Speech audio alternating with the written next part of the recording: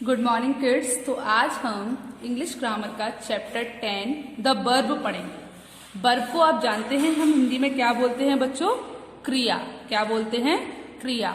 Verb को हिंदी में हम क्या बोलते हैं बच्चों? क्रिया।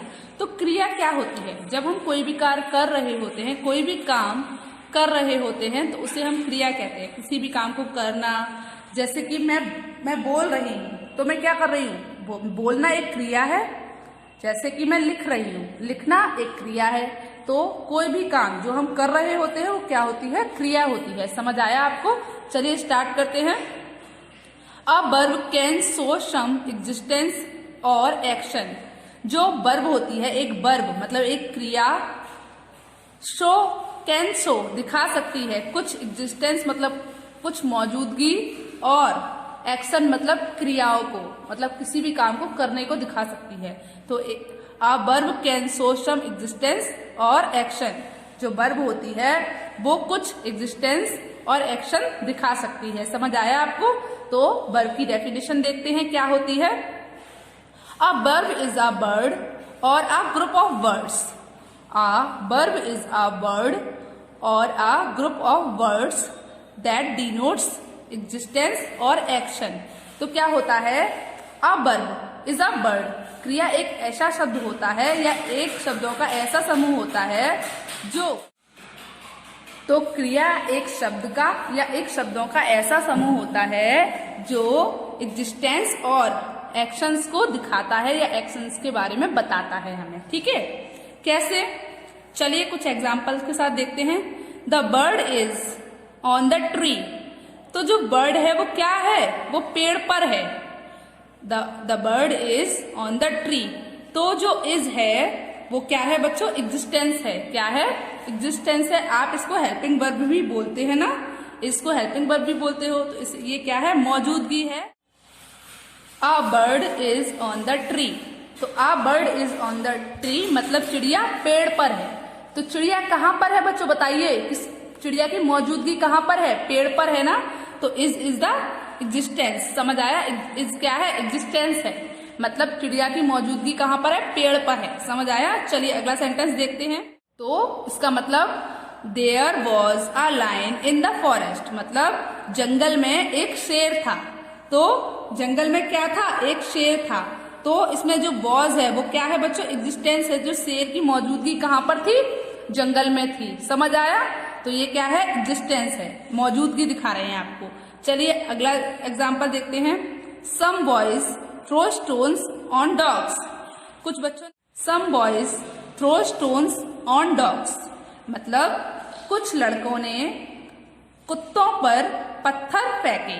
तो बच्चों देखो यहाँ पर फेंकना, लड़के क्या कर रहे हैं? लड़के फेंक रहे हैं। तो जो फेंकना है वो एक एक्शन है। ठीक है? लड़के कौन सा काम कर रहे हैं? फेंकने का काम कर रहे हैं। क्या फेंकने का काम कर रहे हैं? तो पत्थर फेंकने का काम कर रहे हैं। तो जो हम फेंकना, ये क्या है? एक्शन है एक, मतलब ये एक क्रिया है, क्योंकि लड़कों के द्वारा कौन सा काम किया जा रहा है? फेंकने का काम किया जा रहा है। समझ आया? तो इसमें जो थ्रो है वो क्या है? क्रिया है। चलिए अगला देखते हैं।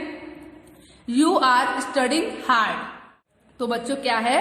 यू आर स्टडिंग हार्ड मतलब तुम कड़ी मेहनत से पढ़ रहे हो, तुम मेहनत से पढ़ रहे हो। ठीक है? तो जो बच्चा है वो क्या कर रहा है? मेहनत से पढ़ रहा है। तो जो पढ़ना क्या है? क्रिया है। बच्चा कौन सा काम कर रहा है? पढ़ने का काम कर रहा है। तो पढ़ना क्या है? क्रिया है। और उस बच्चे का एक्शन है कि वो क्या कर रहा है? पढ़ रहा है। तो ये भी क्या है? एक्शन है। तो जो वर्ब होती है वो क्या दिखाती है? एग्जिस्टेंस दिखाती है और एक्शंस दिखाती है। समझ आया आपको? चलिए आगे चलते हैं। A verb can have one or more words. A verb can have one or more words मतलब एक क्रिया एक शब्द में या एक से अधिक शब्दों में हो सकती है। जैसे पहला सेंटेंस आप देख रहे हैं, a baby played with a ball. बच्चा एक गेंद के साथ खेलता था। अब आप देखिए यहाँ पर हम एक शब्द में क्रिया दे रहे हैं। ठीक है? अब सेकंड सेंटेंस देखिए, a baby was playing with a ball. अब देखिए यहाँ पर हम दो शब्दों में क्रिया दे रहे हैं, एक वॉज एक प्लेइंग। तो ये एक से ज्यादा हो गए ना।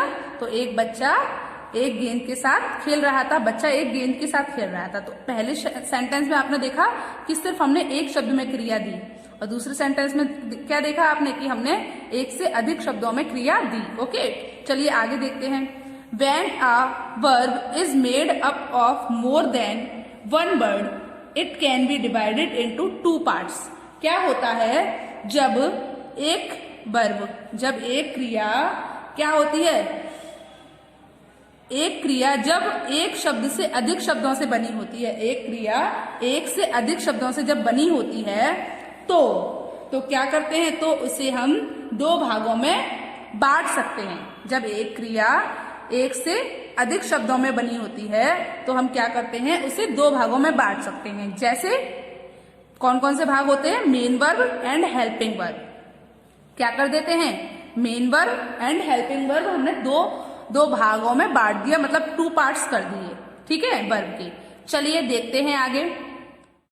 अनन्या डांसेस, मतलब अनन्या नाचती है।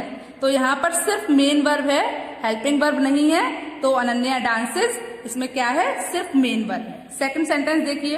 अनन्या डांस्ड, अनन्या ने नाचा या अनन्या नाचती थी। अनन्या नाचती है, अनन्या नाचती थी। तो बच्चों देखिए यहाँ पर भी सिर्फ मेन वर्ब है, डांस्ड। ओके, चलिए उसके बाद है अनन्या इज डांसिंग, अनन्या नाच रही है। तो यहाँ पर हमारे पास 2 वर्ब है, helping verb and dancing main verb. तो डांसिंग क्या है? हमारी मेन वर्ब है, और है क्या है? हमारी हेल्पिंग वर्ब है। अनन्या नाच रही है, तो जो हमारी इज है वो क्या है? हेल्पिंग वर्ब है, और डांसिंग क्या है? मेन वर्ब है। समझ आया? चलिए उसके बाद आगे देखते हैं। Ananya has danced, Ananya has danced, Ananya ने नाचा है, अनन्या ने नाचा है या अनन्या नाच चुकी है। तो बच्चों जो हैज है वो क्या है? हेल्पिंग वर्ब, और जो डांस्ड है वो क्या है? बताओ, मेन वर्ब है। क्या है? डांस्ड मेन वर्ब है, और हैज क्या है? हेल्पिंग वर्ब है। समझ आया आपको? उसके बाद अगला देखिए। अनन्या विल डांस, अनन्या नाचेगी, अनन्या ने अभी नहीं नाचा, अनन्या क्या करेगी? नाचेगी। तो यहाँ पर विल जो है वो क्या है? हेल्पिंग वर्ब है, और जो डांस है वो क्या है? हमारी मेन वर्ब है। आपको समझ आया? तो देखिए सेकंड सेंटेंस में हैज हमारी हेल्पिंग वर्ब है, और थर्ड वाले में विल हमारी हेल्पिंग वर्ब है। तो आपको समझ में आया? अगर किसी सेंटेंस में हेल्पिंग वर्ब होती है तो वो भी मानी जाती है, और नहीं होती है तो भी सेंटेंस तो सेंटेंस ही होगा ना। तो जब हमारे सेंटेंसेस में जब हमारी एक से अधिक वर्ब यूज हो जाती है तो 2 भागों में बढ़ जाती है। एक होती है हेल्पिंग वर्ब और एक होती है मेन वर्ब। तो हेल्पिंग वर्ब जो होती है उसे हम कहते हैं सहायक क्रिया, क्योंकि वो मेन वर्ब की सहायता के लिए आई है ना, इसलिए। और मेन वर्ब होती है मुख्य क्रिया। क्या होती है? मुख्य क्रिया। तो बच्चों आपको इतना समझ में आया? चलिए आगे और भी सेंटेंस देखते हैं।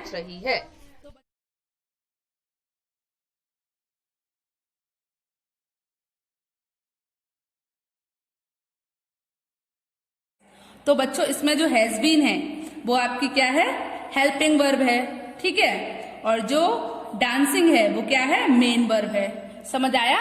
तो Ananya has been danced for 10 minutes, मतलब क्या है? अनन्या 10 मिनट से नाच रही है। अनन्या कितनी मिनट से नाच रही है? 10 मिनट से नाच रही है। तो डांसिंग क्या है? हमारी मेन वर्ब है, और हैज बीन क्या है? हमारी हेल्पिंग वर्ब है। चलिए अगला सेंटेंस देखते हैं। अनन्या कैन डांस वेल, ठीक है, अनन्या अच्छा नाच सकती है। तो कैन जो है वो क्या है? हमारी हेल्पिंग वर्ब है, और डांस क्या है बच्चों? हमारी मेन वर्ब है। समझ आया? तो कैन हेल्पिंग वर्ब है और डांस मेन वर्ब है। आपको समझ आया? The main verb show the actual action, जो हमारी मेन वर्ब होती है वो एक्चुअल एक्शन को दिखाती है। And the helping verb help it to give the desire meaning, और जो हमारी हेल्पिंग वर्ब होती है वो जो डिजायर मीनिंग होता है, डिजायर मीनिंग को देने में मदद करती है। क्या करती है? डिजायर मीनिंग को देने में मदद करती है। मतलब जो शब्द, जो हमारा सेंटेंस है उसमें वांछित अर्थ देने में क्या करती है? हेल्प करती है। समझ आया आपको? तो बच्चों आपको वर्ब का चैप्टर समझ में आया? वर्ब समझ आई क्या होती है? अच्छा, तो ये बताइए हम वर्ब को कितने भागों में बांट सकते हैं? बताइए कितने पार्ट्स में बांट सकते हैं? बताइए। 2 पार्ट्स में। कौन कौन से पार्ट्स में? Main verb and helping verb. तो बच्चों आपको वर्ब का चैप्टर समझ आया? चलिए, तो बच्चों आपको वर्ब का चैप्टर समझ आया कि वर्ब क्या होती है? आया? चलिए, गुड बाय।